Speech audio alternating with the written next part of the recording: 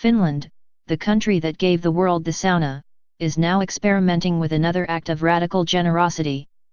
On January 1, it became the first European country to give unemployed citizens a basic income, a no-strings-attached monthly payment meant to cover the basic costs of living. The Guardian reports that it will be a 2-year trial of 2,000 Finns randomly selected that are currently receiving unemployment benefits. These 25 to 58-year-olds will receive the equivalent of $587 a month, replacing their previously in place social benefits and paid out if they gain employment. Ideally, these funds will help recipients sidestep the so-called welfare cliff, where recipients avoid taking on higher income jobs for fear of losing public support, a danger that's present not just in Finland but, very much, in the US. It's the latest in what's becoming a worldwide trend. The Dutch city of Utrecht has a pilot coming this year, as does the Canadian province of Ontario.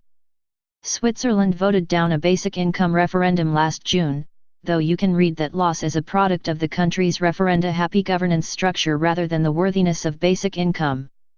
Programs in the spirit of basic income have shown tremendous promise in the US, like ones that have shown that giving homes to the homeless is the cheapest way to reduce homelessness, or that paying high-risk people a stipend not to be involved in gun violence is a staggeringly effective method for reducing a city's murder rate. Meanwhile, the nonprofit Give Directly has now raised more than $22 million toward a 6,000-person initiative in Kenya.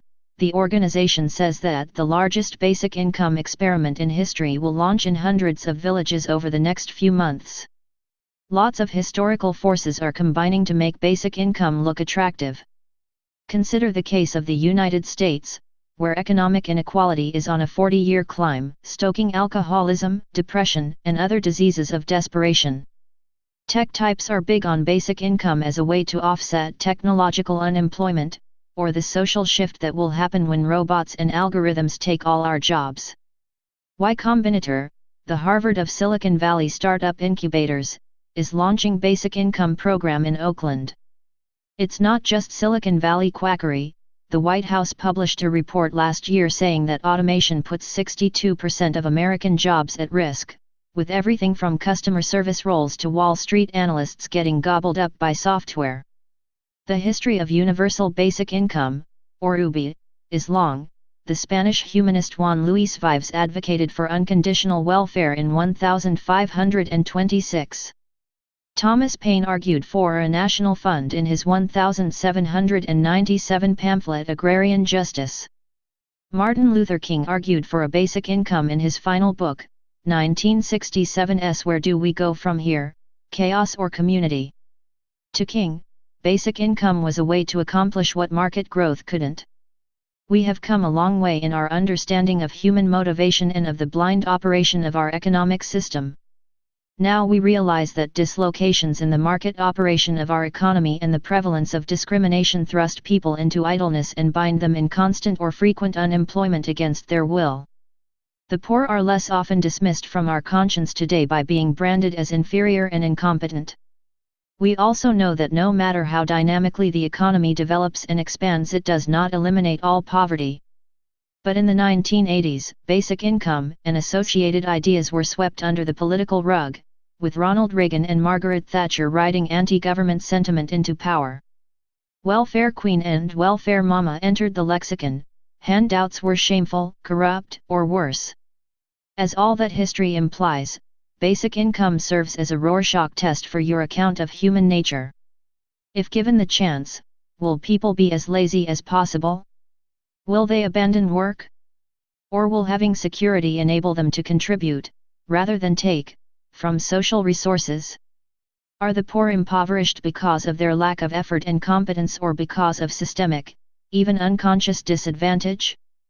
The problem is that large-scale, long-term, methodologically rigorous studies of basic income are yet to be done. Still, the evidence that's already out there looks good. For the biggest study on basic income, University of Manitoba economist Evelyn Forget quite literally plucked data from the dustbin of history for her 2011 paper, The Town with No Poverty.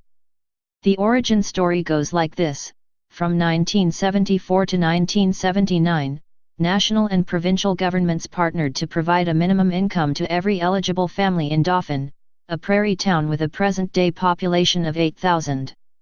The program's name was Mingcome, as in minimum income.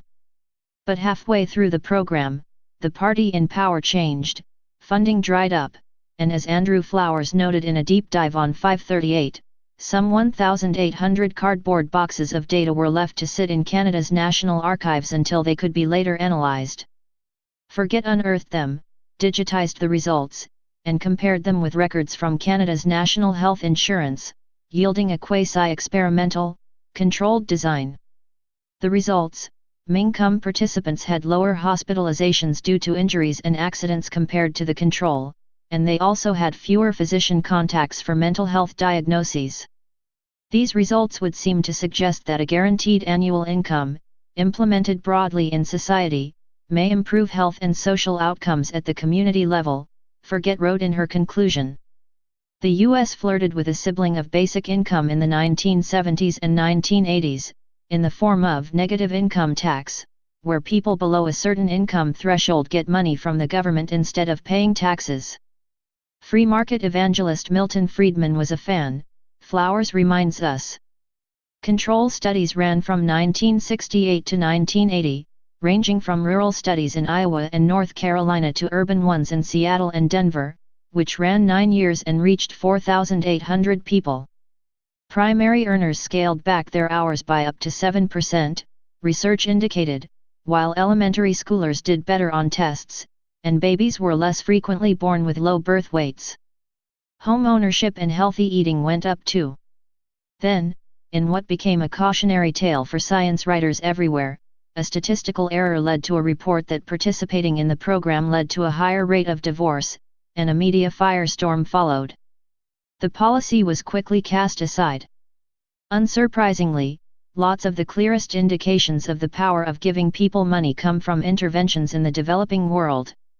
Research on South Africa finds that when households can expect pension money, they're more likely to send kids to school.